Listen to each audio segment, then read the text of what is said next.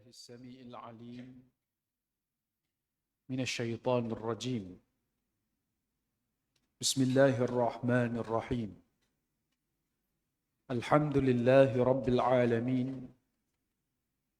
والصلاة والسلام على أشرف الأنبياء والمرسلين سيدنا محمد وعلى آله وصحبه أجمعين سبحانك لا علم لنا إلا ما علمتنا إنك أنت العليم الحكيم قال رب اشرح لي صدري ويسر لي أمري واحلل عقدة من لساني يفقهوا قولي أما بعد Muslimin dan muslimat, hadirin dan hadirat yang dirahmati Allah Subhanahu wa taala sekalian. Pada malam ini kita sambung lagi perbincangan kita daripada kitab Huraian Hadis Geoeskatologi. Kita masuk pada bab yang ketiga daripada bahagian zon barat. Muka surat 281 yang bertajuk Roma. Mengikut catatan barat, bangsa Rom berasal dari wilayah Roma yang kini menjadi ibu negara Itali di selatan Eropah. Orang putih panggil Rom. Tetapi mengikut catatan Islam, Rom berasal dari cucu Nabi Ishaq yang bernama Rom bin Isu bin Ishaq. Beliau menetap di wilayah Syam. Jadi terdapat perbezaan pandangan antara sejarawan Barat dan sejarawan Islam. Barat kata bangsa Rom mari pada nama satu tempat di Itali. Ini dinamakan sebagai Rom. Manakala dalam catatan sejarawan Islam, mereka mengatakan bahawa Rom itu adalah anak cicit Nabi Ishaq. Nabi Ishaq, anak Nabi Ibrahim, adik-beradik sebapa dengan Nabi Ismail. Cuma Nabi Ismail membesar di Mekah dan keturunannya menjadi bangsa Arab yang ada hari ini. Manakala Ishaq dia menetap di tempat asal, tempat hijrah Nabi Ibrahim setelah lari daripada Babylon, iaitulah di Syam, di Palestin. Maknanya dia bukan berada di Roma, Itali, tapi berada di Asia Barat, bukan di Eropah. Jadi Nabi Ishaq ni ada anak nama Isu. Nabi Ishaq ni dia ada anak, lebih kurang ramai juga, seorang-seorangnya Isu, dan daripada Isu tu ada anak nama Rom. Daripada asal itulah keturunan Rom mengikut catatan sejarawan Islam. Roma, kita kembali kepada perbincangan kita berkenaan dengan Roma. Kita dah bincang tentang kaum hari ini. Sebab kalau kita bincang tentang kaum, kita dah cerita tentang Rom. Sebelum ini kita nak cerita tentang Roma merupakan pusat pemerintahan Empire Rom Barat. Daripada sebuah pusat pemerintahan, Roma bertukar sebagai pusat keagamaan setelah revolusi industri yang didorong oleh fahaman Protestan dan sekularisme. Zaman kegemilangan Rom telah membawa kepada pecahnya Rom ni jadi dua. Dia ada Roman Byzantine yang berpusat di Constantinople. Ada Roman Catholic, Rom yang asal, yang berpusat di Roma, Itali. Pusat pemerintahan dia. Dulu Awal-awal sebelum Rom berpecah, Roma itulah pusat pemerintahan Rom. Bila pecah, Rom Timur ambil Konstantinopel jadi pusat pemerintahan baru dia. Manakala Rom Barat, Rom yang asal ni, masih lagi mengekalkan Roma sebagai pusat pemerintahan. Mari zaman moden kita berlaku, bukan sebelum zaman moden lah, berlaku revolusi. Dipanggil the Age of Enlightenment ataupun Renaissance, zaman pencerahan Barat. Bangkit rakyat yang menentang pemerintahan teokrasi. Menjatuhkan pemerintahan berasaskan gereja. Sekitar abad ke-17. Berlaku revolusi Perancis, revolusi Britain. Berbagai bentuk revolusi. Ada yang berjaya untuk jatuhkan raja-raja mereka. Sehingga bertukar, contohnya Perancis. Di bawah kepimpinan Napoleon Bonaparte. Daripada seorang raja jatuh, naik presiden. Ataupun berubah perlembagaan. Menjadikan raja-raja hilang kuasa, raja-raja berperlembagaan. Seperti British. Jadi ketika itu,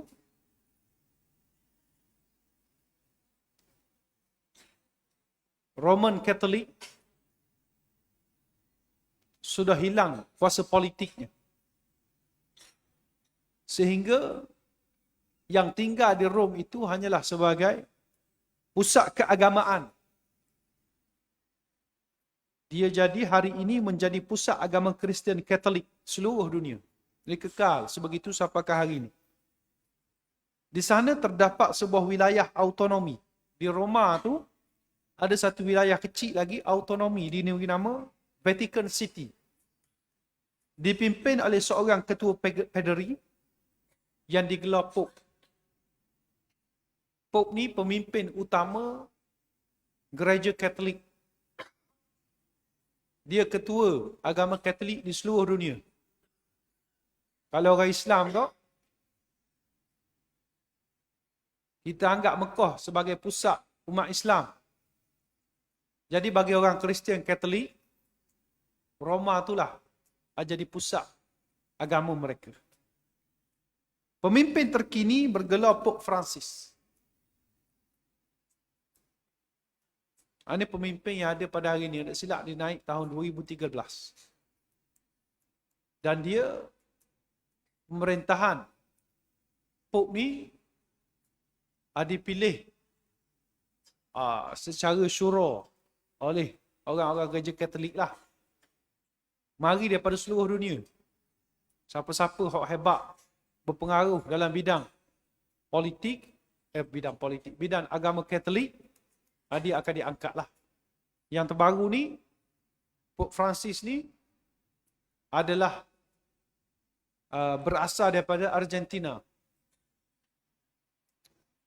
Sebelum ni, dalam sejarah, semua Pope ni daripada Eropah belaka. Dia seorang je daripada benua Amerika Selatan. Dan juga sebelum ni, ada lagi seorang pemimpin Katolik daripada Syria. Yang lain semua daripada Eropah. Nabi SAW bersabda mengenai Roma. Kunna inda Abdullah bin Amr bin al-As. Wa su'ila ayyul madinataini tuftahu awalan. Al-Qustantiniyah atau Rumiyah. Faqala Rasulullah sallallahu alaihi wasallam Madinatu Hiraqla tuftahu awalan.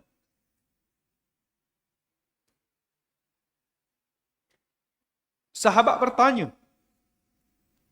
bandar manakah yang bakal dibuka dahulu? Konstantinopel atau Roma?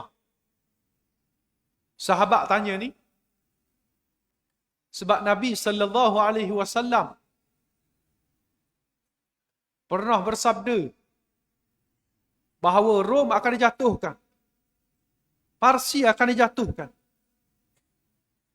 Sewaktu Rasulullah masih berada dalam perigi, dalam parit ketika proses penggalian parit Perang Khandaq. Waktu tu orang Islam tak lepas lagi berlawan dengan orang Arab. Belum masuk lagi fasa orang Islam berlawan dengan dunia luar. Lawan orang Arab pun tak lepas lagi waktu tu. Tapi Rasulullah sudah diberitakan oleh Allah Subhanahu Wa Taala bahawa Rom dan Parsi bakal dijatuhkan. Sahabat nak tanya lebih lanjut lagi berkenaan perkara tu. Sahabat tanya, Rom ni ada dua. Pada zaman Nabi ni Rom telah pecah dua. Rom Byzantine dengan Roman Katolik kita sebut tadi. Maka sahabat tanya, Rom mana dulu jatuh? Pusat pemerintahan Rom mana dulu jatuh? Adakah Konstantinopel pusat pemerintahan Roman Byzantine? Ataupun Roma pusat pemerintahan Roman Katolik? Hak mana sih nak jatuh dulu ni? Maka jawab Nabi sallallahu alaihi wasallam, Bandar Heraklius yang pertama dibuka. Hadis riwayat Hakim. Heraklius merupakan maharaja Rom Byzantine pada zaman Nabi sallallahu alaihi wasallam. Herakla. Dicatatkan bahawa dia ni amat lunak nak menerima Islam. Bahkan ada yang berpandangan bahawa dia telah beriman. Cuma dia tidak berani melafazkan kerana bimbang tentang posisi dia. Itu banyak pendapat lah. Herakla. Jadi Nabi kata, bandar milik Maharaja Heraklius ni yang bakal dibuka dahulu. Dan kita telah saksikan Konstantinopel jatuh ke tangan umat Islam. Di tangan Sultan Muhammad Al-Fatih, penerus Empire Osmaniyah, Turki.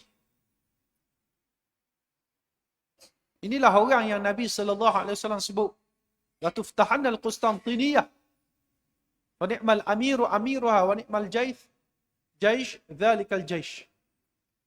Konstantinopel bakal dibuka. Pemimpinnya adalah sebaik-baik pemimpin, manakala tenteranya adalah sebaik-baik tentera. Telah dibuka dalam sejarah, kita tengok betapa tepatnya apa yang Nabi SAW katakan.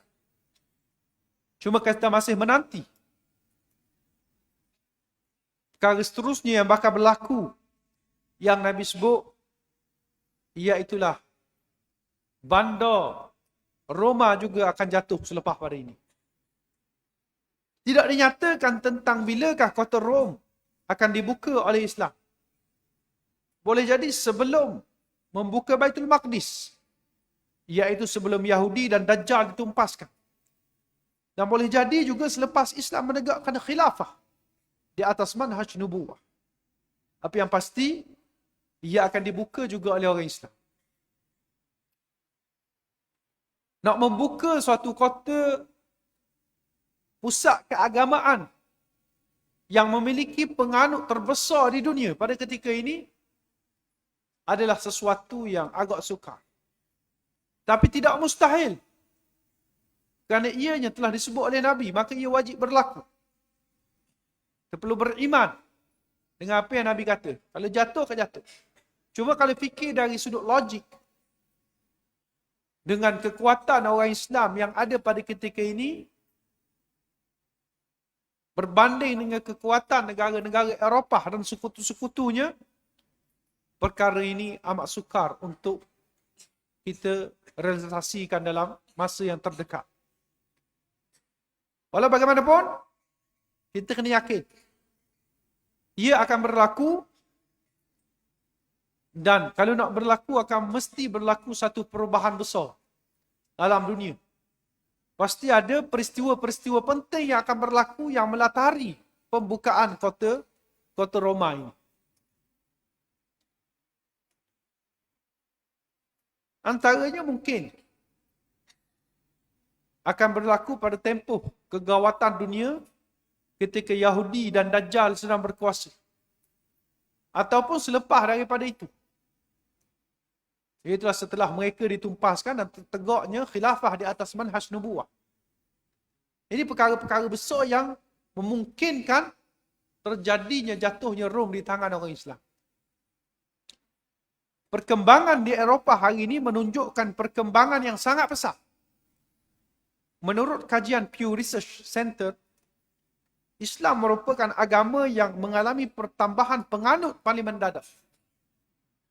Kita sebut tadi orang Kristian, penganut dia adalah duduk pada nombor 1 paling ramai di seluruh dunia. Tapi kalau kita buat kajian, kita panggil kajian rentas. Kita melihat secara garis masa pertambahan penganut-penganut agama, kita akan lihat tahun ke tahun bilangan orang Islam ni bertambah sangat mendadak. Paling tinggi dari sudut pertambahan. Maknanya kalau kita ambil contoh penganut Kristian hari ini mungkin ada 1 bilion. Tahun 10 tahun akan datang, bilangan dia hanya bertambah 1,1 bilion sahaja. Jadi bertambah 100 juta. Tapi katakanlah bila orang Islam, walaupun bilangan dia 800 juta, tak sampai sebilion. Tapi pertambahan dia 150 bilion ataupun 2 bilion, 200 juta. Lepas 10 tahun, dia akan jadi 1 bilion. Orang Kristian akan jadi 1.1 baru. Kalau bertambah lagi 10 tahun, orang Kristian baru 1.2 bilion. Orang Islam sudah jadi 1.2 bilion. Sama. Tambah 10 tahun lagi, orang Islam akan boleh potong. Sebab pertambahan orang Islam ni, kita beri contoh tadi, 200 juta setiap tahun, setiap 10 tahun. Orang Kristian, 1 bilion je bertambah, jadi orang Islam boleh potong. Bahkan menjelang 2050. Pew Research buat projection. Kalau tengok tahun 2050, jumlah penganut Islam akan menyamai penganut Kristian. Dengan 10% populasi Muslim dunia adalah daripada Eropah. Ini yang sangat memeranjatkan. Perkembangan besar penganut agama Islam yang bertambah adalah di Eropah. Negeri minoriti orang Islam, tapi besar. Antaranya kerana pertambahan anak-anak orang Islam, generasi-generasi baru. Orang Islam ni beriman dengan rezeki yang banyak setiap kali bertambah anak. Tambah anak, tambah rezeki. Tambah anak, tambah rezeki. Dan Nabi juga perintahkan kita untuk meramaikan anak. Tanah salu. Fa inni ubahi bikum kathratul umam. Beranak pinaklah. Nabi kata. Sesungguhnya, aku berbangga dengan kamu mana-mana yang menambah, meramaikan umat ni. Dengan beranak pinak. Jadi menyebabkan orang Islam ni bertambah ramai. Ramai semua. Selain pada hak peluk Islam, hak baru ni. Hasil pekerja dakwah-dakwah yang kita buat.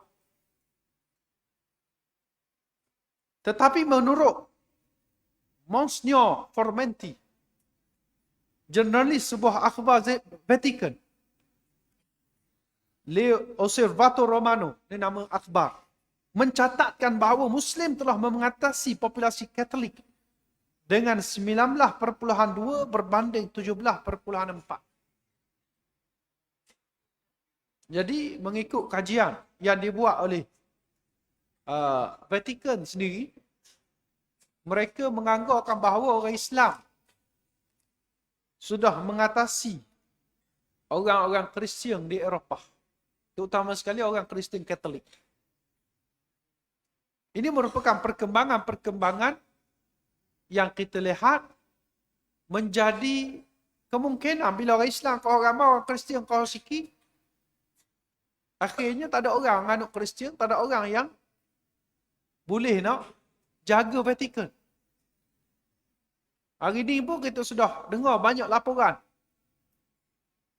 Gereja-gereja yang ada di Eropah tidak berpengunjung. Tak ada orang pergi. Naik lalang. Naik semok samun. Orang tak boleh nak jaga dah gereja ni. Kita ni, masjid kita, surah-surah kita berdiri atas sumbangan orang Islam tu sendiri melalui tabung-tabung yang kita sediakan. Daripada itulah kita buat bayar api, bayar air, bayar pengurusan masjid supaya sentiasa terjaga. Orang Kristian, walaupun dia ada sistem tu, tapi ada orang pergi derma. Ia bukan sistem minta derma je, bahkan dia ada sistem bayaran untuk khidmat-khidmat tertentu. Kita tak ada lah buat. Tak ada lah siapa tahap buat. Siapa nak minta semaya ajak kena bayar harga sekian. Biasanya orang mari cakap dengan Tok Imam, amalan ni nak minta semaya ajak, begitu-begitu, minta pada Tuhan. Kalau kita nak bertobat pun tak perlu duit. Mana dari sudut kewangan dia, nak banding dengan orang Kristian. Orang Kristian, kalau dia nak minta surat pengampunan. Surat pengampunan ni surat yang ditulis oleh paderi. Tulis surat kepada Tuhan. Nak ampunkan dosa orang Kristian, kena ada bayaran-bayaran tertentu. Walaupun dikenakan bayaran, tapi tak mampu nak operate.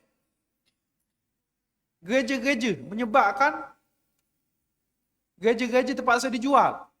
Dan apa yang menarik?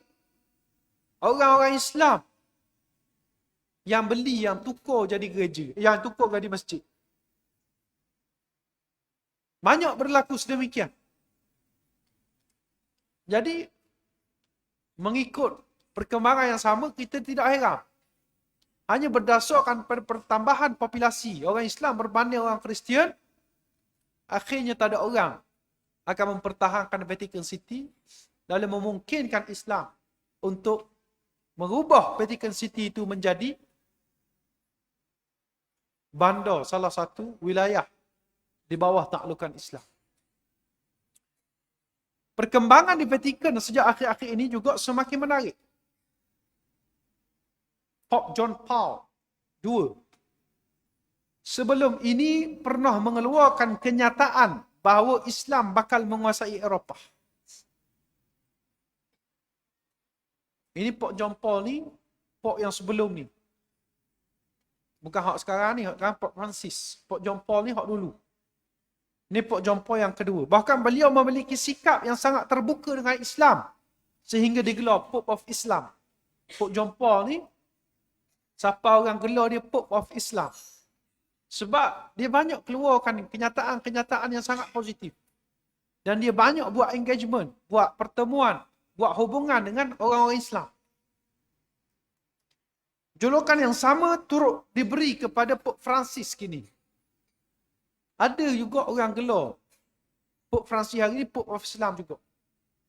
Beliau pernah mengeluarkan kenyataan bahawa keganasan tidak ada apa-apa kaitan dengan Islam.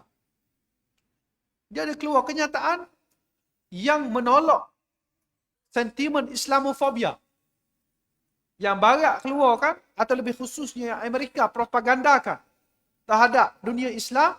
Nak khabar orang Islam ni adalah agama yang ganas, penganut agama yang ganas.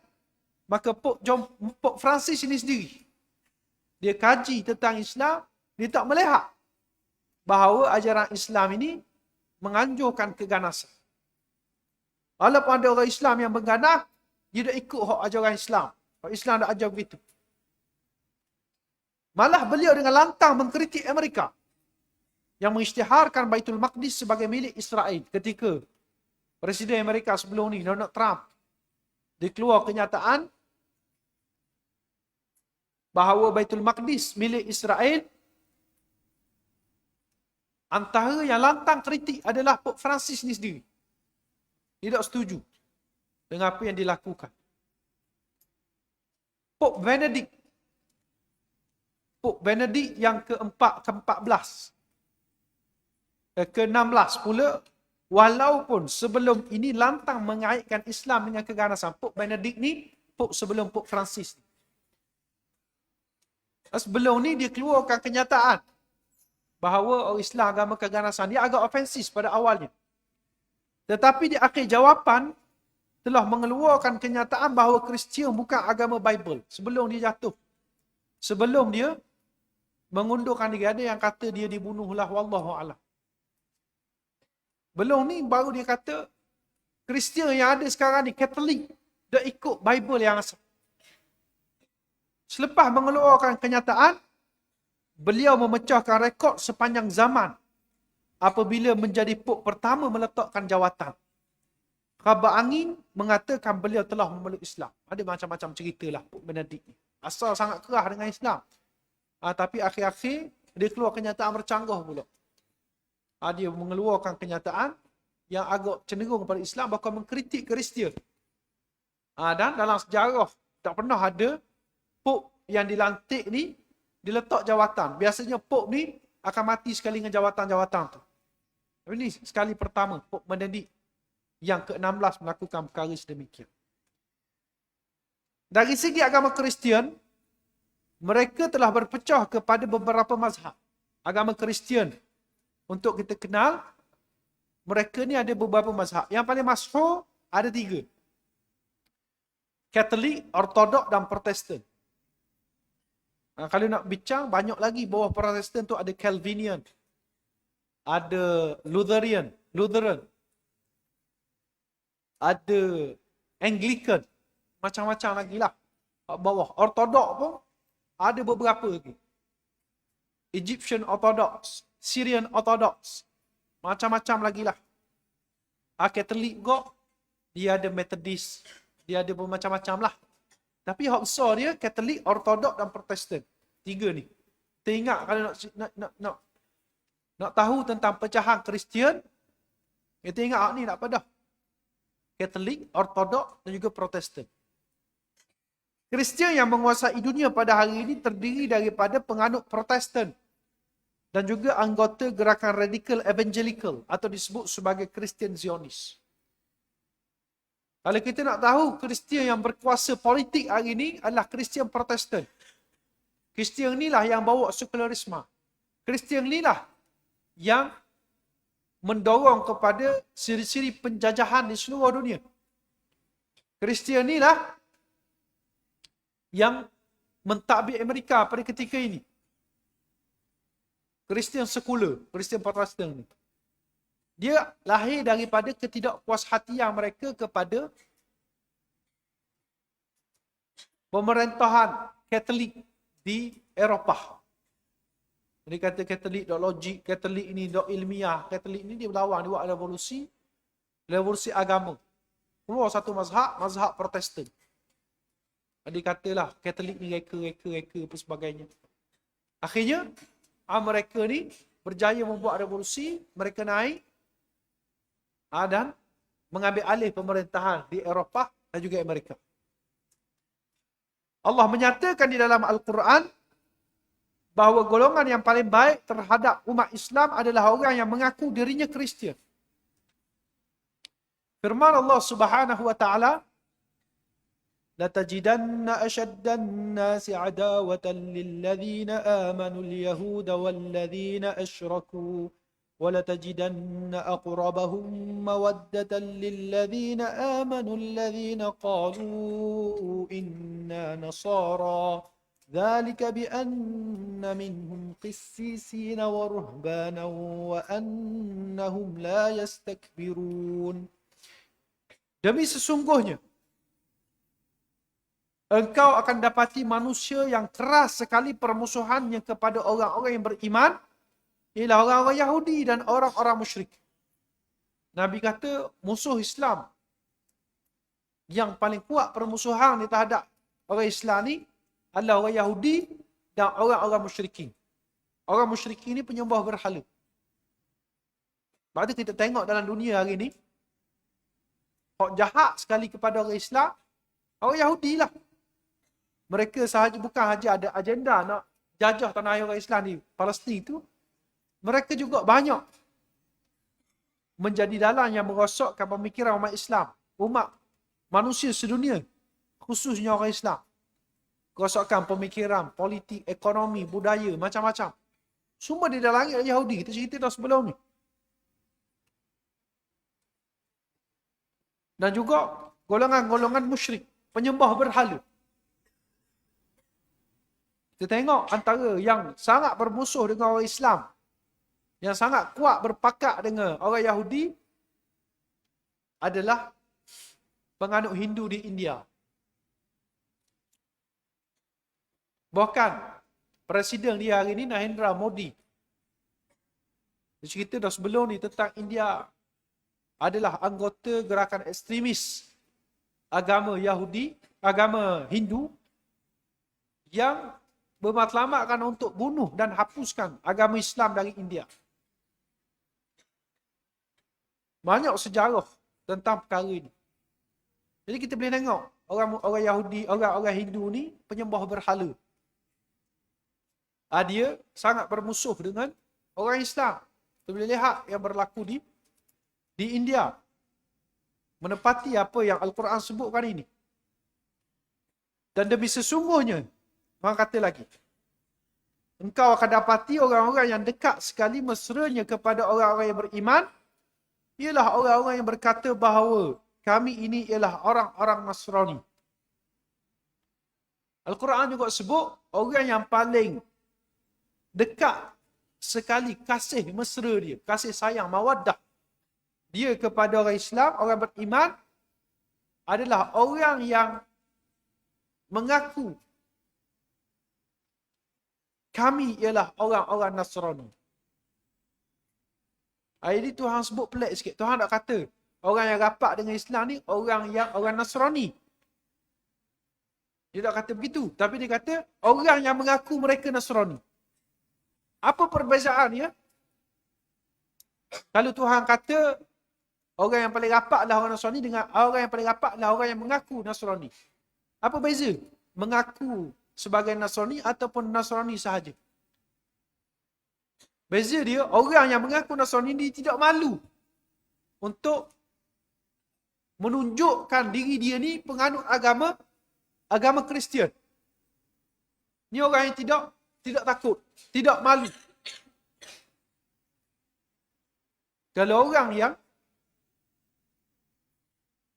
hanya sekadar Kristian saja, maka boleh jadi orang ni adalah orang yang Kristian atas IC je, tapi tak kuat berpegang. Bukan orang kuat agama. Malu nak mengaku orang kuat agama. Jadi Tuhan kata sifat mereka ni adalah sifat inna nasar. Lantang mengaku kami orang Kristian. Yang demikian itu disebabkan ada di antara mereka pendeta-pendeta dan ahli-ahli ibadat. Dan mereka pula tidak berlaku sombong. Surah Al-Ma'idah ayat 82.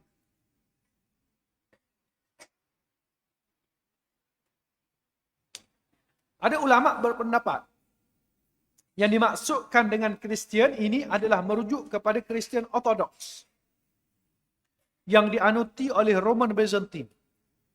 Sehingga kini ia menjadi anutan di Syria, Mesir, Eropah Timur, tetapi kebanyakannya berada di Rusia. Kita rujuk balik bab Rom. Dulu kita dah cerita bab Rom. Ini cerita bab Roma. Berkait dengan ayat Quran ni, ada ulama kata mereka adalah daripada Kristian Ortodoks. Sifat dia. Orang Kristian Ortodoks, dia berbeza dengan Kristian sekular, Kristian Protestan. Protestan ni penganut ajaran sekular. Orang sekular ni, dia malu nak mengaku mereka ni kuat agama. Bahkan ramai di kalangan Protestan akhirnya jadi ateis, tak percaya pada agama. Sebab awal-awal pun, dia sudah berfikiran sekular, iaitulah bagi mereka, agama ni hanyalah gereja je. Agama ni urusan manusia dengan Tuhan je. Kalau urusan manusia antara manusia sama manusia, tak boleh pakai agama. Kena pakai sistem-sistem yang dicipta oleh manusia. Tak boleh pakai agama. Ini kefahaman sekular yang dibawa oleh Kristian Protestan. Dan ramai yang berfikiran begitu dalam masyarakat Kristian moden hari ini di Amerika dan juga Eropah, di Barat. Jadi mereka ni berbeza dengan apa yang Tuhan kata. Inna Nasara. Kami adalah orang Kristian, orang Protestan malu nak mengaku gini. Mereka sekular. Tapi Kristian Timur dia panggil. Yang ada di Syria, Mesir, Rusia ni, Cyprus, ini kebanyakannya adalah Kristian Ortodoks yang tidak sekular. Bahkan mereka ni tidak segan silu menunjukkan mereka ni Kristian. Kalau kita jumpa orang-orang Kristian yang tanpa segan silu pakai rata ada lambang Kristian, pakai baju besar Kristian di baju dia, itu bukan orang Protestan. Sama ada dia Ortodoks ataupun Katolik. Orang Protestan bukan. Jadi tertolak dah benda hak. Kalau kita sebut apa yang golongan yang rapat dengan Islam ni bukan adalah golongan Protestan. Sebab Protestan tak sama dengan apa yang Tuhan sebutkan ni. Tapi kalau ada pendapat yang kata Ortodoks. Ada juga yang berpandangan simplistik dengan mengatakan semua Kristian adalah baik, termasuk Amerika yang dikuasai oleh Protestan, sekular dan evangelical. Sedangkan sifat mereka dengan mafhum nas jauh panggang daripada api. Maknanya tak sama macam kita cerita tadi. Nak-nak orang Amerika hari ni dia ada pemikiran evangelical. Terpengaruh pada pemikiran evangelicalism, iaitulah menyokong rampasan tanah air orang Islam di Baitul Maqdis. Dia orang Kristian yang kalau ikut sejarah orang Kristian ni balah dengan orang Yahudi. Tapi pemikiran evangelicalism ini hasut orang-orang Kristian untuk sokong Yahudi, lawan orang Islam. Gerakan ni banyak dalam Protestan, tapi sudah masuk Katolik dan juga Ortodoks. Ada yang gerakan yang sedang masuk. Pandangan yang lebih harmoni adalah bahawasanya Kristian yang dimaksudkan oleh Al-Quran meliputi Kristian Ortodok dan Katolik hari ini. Ciri-ciri yang disebutkan dalam ayat tersebut lebih kurang sama antara Katolik dengan Ortodoks. Sifat mereka tidak malu mengaku mereka ni Kristian. Pakai lambang Kristian, pakai ni apa sebagainya. Ada padri, ada ni. Contoh di Vatikan, contoh di Rusia, contoh di Mesir, Syria. Kalau kita biasa pergi, memang gitulah pakaian dia ni. Dia menjaga identiti Kristian dia. Jadi, sifat yang Tuhan sebut tu sama. Katolik pun sama, Ortodok pun sama. Tetapi tidak termasuk Protestan yang menganut fahaman sekular dan evangelical yang menyokong agenda Zionis. Justru melatari pembukaan kota Rom, penganut Katolik di Vatican City akan menerima Islam. Boleh jadi mereka juga termasuk dalam hadis mereka yang akan berdamai dengan Islam bagi menghadapi musuh yang sama. Sabda Rasulullah sallallahu alaihi wasallam, "Satu salihun ar-rum sulhan aminah, fataghzuna antum wa hum aduwwun min waraihim." Kamu bakal berdamai dengan Rom, maka kamu dan mereka akan memerangi musuh di belakang mereka. Hadis riwayat Ibnu Majah. Nabi kata kita akan berpakat dengan orang Rom kerana nak berperang lawan musuh yang sama. Sekarang ni kita tengok selain daripada orang Islam yang memusuhi Zionis, Katolik dan juga Ortodok sedang bergelut untuk berlawan evangelical yang cuba nak rosakkan pegangan agama mereka. Jadi kita melihat Islam, Ortodoks dan juga Katolik ini berkongsi musuh yang sama. Musuh yang menyokong Zionis. Bahkan di kalangan orang Islam pun ada. Orang Islam yang sokong Zionis. Kerajaan Dubai, kerajaan Qatar, kerajaan Arab Saudi, dia buat normalisasi dengan Israel. Maka orang Islam ni, dia hadapi benda yang sama dengan orang Kristian. Orang Kristian ada juga yang dihasut untuk sokong Zionis. Orang Islam ada juga yang dihasut untuk sokong Zionis. Maka bila Nabi SAW sebut, kita akan berpakat dengan orang Rom untuk memerangi musuh bersama. Kalau musuh itu adalah Zionis, maka kita tengok potensi untuk bergabung sama ada Ortodok ataupun Katolik, dua-dua ada. Gereja Katolik hari ini tidak terlepas daripada kemasukan anasir evangelicalism. Fahaman ini membawa kepada pengiktirafan Baitul Maqdis sebagai hak milik Yahudi, sebagaimana yang diperjuangkan gerakan Zionis. Katolik sedang bergelut dengan perkara sedemikian. Namun, perkaitan dengan Kristian Ortodoks adalah lebih kuat. Nah, kalau kita nak banding antara Katolik dengan Ortodoks ni, dua-dua ada kaitan bermusuhi evangelicalism. Tetapi, kalau nak banding antara dua, Ortodoks lebih kuat. Ini berdasarkan hadis bahawa umat Islam akan bergabung sebelum berperang dengan Bani Asfar. Nabi sebut tentang bergabung dengan Rom ni, ada riwayat lain Nabi kata kita akan bergabung dengan Bani Asfar. Nabi sebut perkataan Bani Asfar. Dalam hadis konteks berlainan, Nabi memaksudkan Bani Asfar sebagai keturunan Heraklius, iaitu Maharaja Roman Byzantine.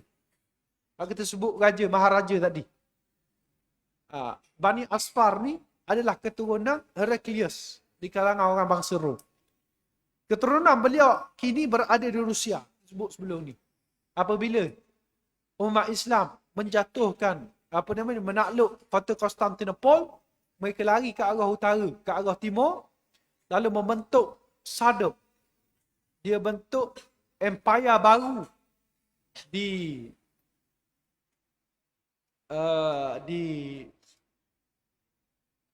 Moskow.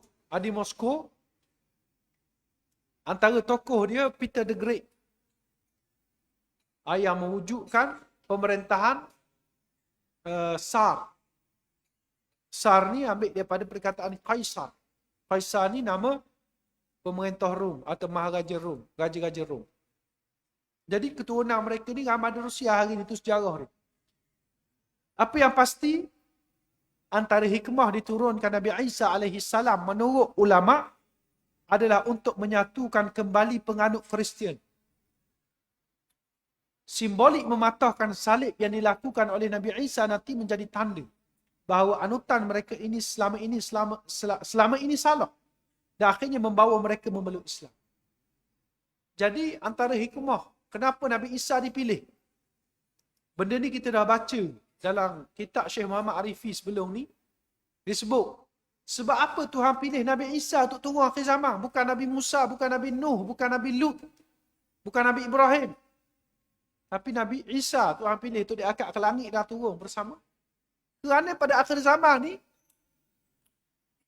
penipuan terbesar, penyelewengan terbesar yang berlaku ke atas Nabi adalah Nabi Isa. Kerana hari ini, semua orang Kristian percaya Nabi Isa adalah anak Tuhan. Nabi Isa bawa ajaran bahawa dia ni anak Tuhan. Bawa ajaran Trinity. Jadi bila turunnya Nabi Isa nak buktikan kepada orang Kristian yang juga dalam waktu yang sama menjadi penganut agama paling ramai di dunia ni, bahawa anutan mereka selama ni salah. Akulah Isa yang kamu duk sembah selama ni. Kamu duk panggil Jesus tu. Padahal aku ini adalah manusia biasa yang Tuhan beri wahyu dan jadi Nabi dan Rasul. Benar sebagaimana apa yang Muhammad SAW beritahu. Maka menyebabkan orang-orang Kristian ni sedar, orang Kristian yang tak ada masalah. Maknanya yang selama ni hanya tertipu semata-mata, yang anggap Kristian itu agama benar, yang tak ada dendam kepada Islam, yang betul-betul nak cari kebenaran, akhirnya akan tinggalkan agama Kristian. Sama ada Ortodok, Katolik, Protestan, dia akan tinggal dan dia akan bersama dengan Islam. Maka sebab itulah Tuhan kata, Nabi kata, la taqumus sa'ah hatta yanzila ibnu Maryam hakaman muqsita fayaksira as-saliba wa yaqtula al-khinzir wa yad'a al-jizyah wa yafidha al-malu hatta la yaqbaluhu ahad. Tidak akan berlaku kiamat sehinggalah Ibnu Maryam, yakni Isa, turun kepada kamu sebagai pemimpin yang adil. Ini akan berlaku. Baginda akan mematahkan salib. Nabi turun ni buat patah salib. Kalau sekadar buat patah salib, kerja dia, baik tak perlu turun. Kita boleh buat patah salib. Tapi sebab apa Tuhan tekankan antara benda yang Nabi Isa buat adalah mematahkan salib, adalah kerana apa yang kita sebut tadi. Dia turun sebagai simbolik untuk menafikan ajaran Kristian yang menipu atas nama dia selama ni. Wa yaqtul al-khinzir, dan bunuh babi. Kerana hari ini babi menjadi benda yang diharamkan asalnya bukan sahaja oleh agama Islam, agama Kristian, agama Yahudi, yang asal-asalnya daripada agama Nabi-Nabi ni. Semua mengharamkan makan babi. Semua mengharamkan menggunakan babi. Tapi hari ini, orang Kristian, orang Yahudi, bukan agama-agama lain, sudah diseleweng menganggap babi ni tak haram. Apa tahap orang Islam pun nak sedar mereka ni mungkin ada pernah termakan babi. Kerana babi ni adalah satu bahan yang Tuhan jadikan walaupun tak baik untuk manusia, tapi seluruh tubuh badan ni Tuhan buat boleh beri manfaat, boleh beri kemudahan kepada manusia. Dari sudut bulu dia boleh buat beruh make up yang tak nak lawan dengan mana-mana material. Daging dia, lemak dia, tulang dia digunakan dalam industri makanan, industri perubatan, industri kosmetik. Jadi banyak sangat. Tak ada nak ganti. Orang cuba nak buat dengan lembu, buat dengan kambing, buat dengan binatang-binatang lain, nak ganti bahan-bahan yang dihasilkan daripada babi ni, tak boleh nak sama kualiti macam hak mari pada babi. Ni ujian Tuhan beri kepada manusia. Maka babi ni makin lama, makin akhir zaman sebenarnya makin berleluasa penggunaan dia. Maka marinya Nabi Isa ni sebagai simbolik bahawa manusia boleh meneruskan kemajuan tanpa menggunakan babi. Dan menghapuskan jizyah. Dia hapuskan jizyah. Jizyah ni adalah cukai orang bukan Islam yang perlu bayar kepada orang Islam. Sebuah kerajaan Islam. Jizyah ni adalah satu cukai yang kerajaan minta supaya nak melindung orang bukan Islam. Kalau berlaku sebarang peperangan apa sebagainya. Satu jaminan lah. Jadi, sebab apa dihapuskan jizyah ni? Antaranya, ada ulama kata sebab tak ada orang kafir langsung. Orang kafir tak ada, semua beriman dengan Islam. Wa in min ahli alkitab illa la yu'minanna bihi qabla mauti. Tuhan juga sebut dalam Al-Quran, tidak ada ahli kitab, melainkan semuanya akan beriman sebelum matinya dia. Mati Nabi Isa alaihi salam.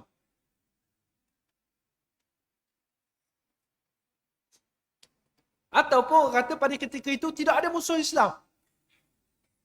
Tak ada musuh Islam, tak ada sebab lah nak bayar jizyah. Sebab tujuan jizyah ni, kalau mari orang serang negara Islam yang ada padanya orang kafir, kerajaan bertanggungjawab untuk melindungi rakyat yang kafir juga dengan duit jizyah yang mereka bayar. Bila tak ada ancaman daripada musuh Islam, maka orang kafir yang duduk bawah pemerintahan Islam tak perlu bayar jizyah. Keamanan berlaku di seluruh dunia. Maka ketika itu harta melimpah ruah sehingga tiada lagi orang yang mahu menerimanya lagi. Keamanan yang sangat dahsyat berlaku pada zaman Nabi Isa dan beberapa tahun selepas padanya. Ini hadis riwayat Imam Bukhari. Jadilah sedikit apa yang nak kita kongsikan sebagai maklumat awal kepada kita supaya kita tahu, kita faham dulu. Benda ni berkait dengan politik, berkait dengan budaya, sudut keagamaan dan hubungan antarabangsa. Walaupun benda ni mungkin tak berlaku lagi hari ni, tapi bila kita ada maklumat awal, kita tidak cepat melatoh. Bila kita dengar satu hari nanti pemimpin Islam berbaik dengan orang kafir, orang Kristian, kita kata orang Islam ni menggadai akidah apa sebagainya. Tak. Kita duduk dengar benda gitu. Tapi bila kita mengaji hadis ni, kita melihat bahawa Islam membenarkan suluh, membenarkan perdamaian. Bukan ini antara perkara-perkara yang bakal berlaku. Kita tak cepat melenting. Ada siasat syariah yang perlu difahami oleh umat Islam seluruh dunia. Barulah kita ni tidak terpukul. Kalau kita bimbang, kita jadi macam golongan Khawarij. Golongan yang tak faham politik. Tak setuju apa yang dilakukan oleh Sayyidina Ali. Tak setuju juga dengan Muawiyah. Tak setuju dengan kumpulan yang habis. Akhirnya menyendiri jadi ekstrim. Memerangi orang Islam ni. Itu yang kita bimbang. Kata mudah betul. Dia je betul. Padahal dia tak faham politik. Maka inilah mungkin satu maklumat yang menambahkan kepada kita lagi rencam dalam dunia akhir zaman ni. Mudah-mudahan kita menerimanya dengan hati yang penuh terbuka dan teruskan mengkaji. Mudah-mudahan kita golongan yang tidak disesatkan dengan fitnah akhir zaman yang mencabar ini. Segala apa yang baik datang dari Allah Subhanahu wa taala, apa yang lemah, apa yang kurang datang kelemahan di saya sendiri. Saya minta maaf banyak-banyak atas segala kesilapan. Aku qali hadza wa astaghfirullah li wa lakum. Assalamualaikum warahmatullahi wabarakatuh.